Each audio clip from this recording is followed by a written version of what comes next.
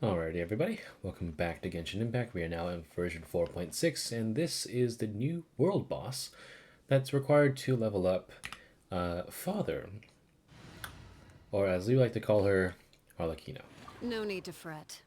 I shall handle this. For this boss, all you really need is Geo characters and or Claymore users, but preferably, well, Geo users, because that will decrease a Geo shield that the boss will spawn with, and it will enter a very lengthy DPS phase. Honestly, the majority of the moves in this boss fight you can just kind of walk out of or just sort of really easily anticipate because the way that the moves are choreographed are exceptionally, well, clear.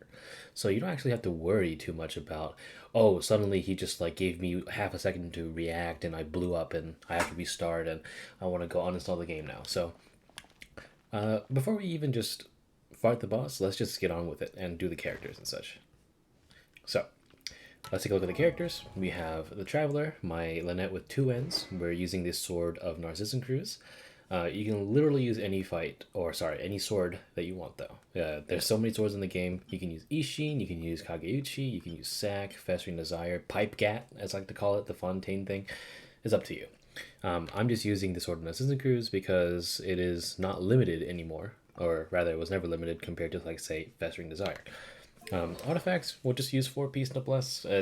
I'm basically going the MiHoYo route of making every character a support. So with my Geo Traveler, she's running this. She has C6, but I mean, literally at this point, if you don't have a C6 Geo Traveler, I don't know what game you've been playing. Amber, she will have an Amos bow, but I'm not even using her, so don't worry about it. She is just here to fulfill the double pyro requirement when it comes to the team comps and such. So all this stuff with the artifacts and constellations, it literally does not matter, because at most I'll probably just get her out and use her burst, which won't do any damage compared to pretty much everyone else. So we'll be good. Noelle over here is using the White Blind along with Gladiator's Finale, a defense-based set because she does scale defense. And Xiangling is just going to be using a Kitane Cross Spear along with Emblem Severed Fate.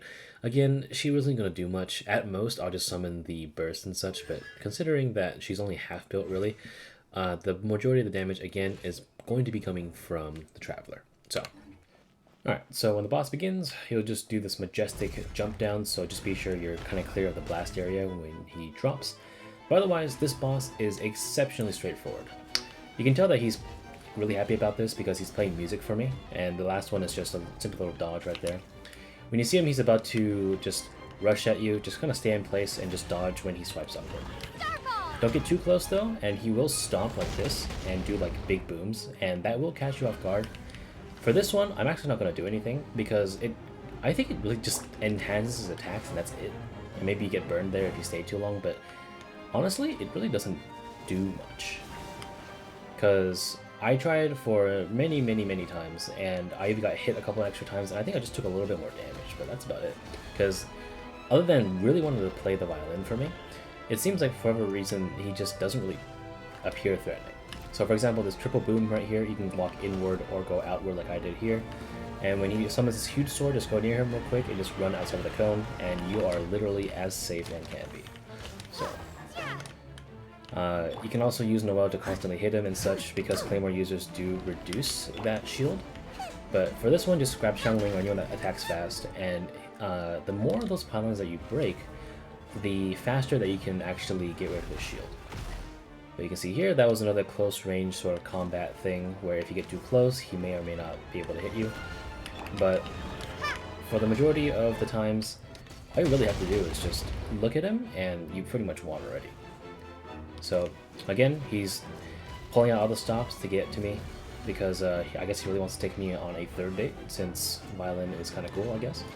But the moveset is very limited, and you can get away with just kind of looking at him. So, let's see what else he can do for me. Not much. So, if you do get too close, again, this is his other signature move where he is going to swipe a little bit, but anything else than just swiping like this, I'm going to run into for that one. Oh, look at that. I want to break his shield. right in the middle of it, and you do get an achievement for that, which is kind of cool. But yeah, once you are able to down his shield like this, he will literally become a sitting duck. Like, you are quite literally beating a dude down while he is on the floor, not even able to do anything. And that's kind of embarrassing, to be honest. And would you believe it that I would... Oh wow, I just walked into that one. I didn't take any damage though. Would you believe it that I just showed you literally every boss move there is for this particular fight? There is nothing else I can show you, because quite literally, there is nothing else. He'll continue to try and serenade me, play the violin for me, you know? I mean, the music is an absolute banger, but listen, man. I'm not so easily swept off my feet. Just letting you know. But, you know, he's kind of throwing a fit here, charging for his bros to, you know, play some more music for him. No one's answering, because it's cringe. And I'm just going to break his weakness one more time. And I think that's about it. For the coup de grace, I'm just going to... There you go. So, yeah, that is quite literally the entire fight for Arlecchino. Or, sorry, Jesus Christ, Arlecchino. The hardest part about that boss is to make sure that your head is not bopping really hard, because that was one hell of a beat. But I, for one, am not so easily swept off my feet.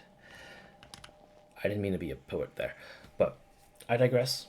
That quite literally is the boss fight. If you want to check out Sunway's version, where it's a bit more condensed, top right corner, got you. But otherwise, good luck pulling for Arlecchino, and I hope you enjoy the sword quest, because admittedly, this entire place is really cool.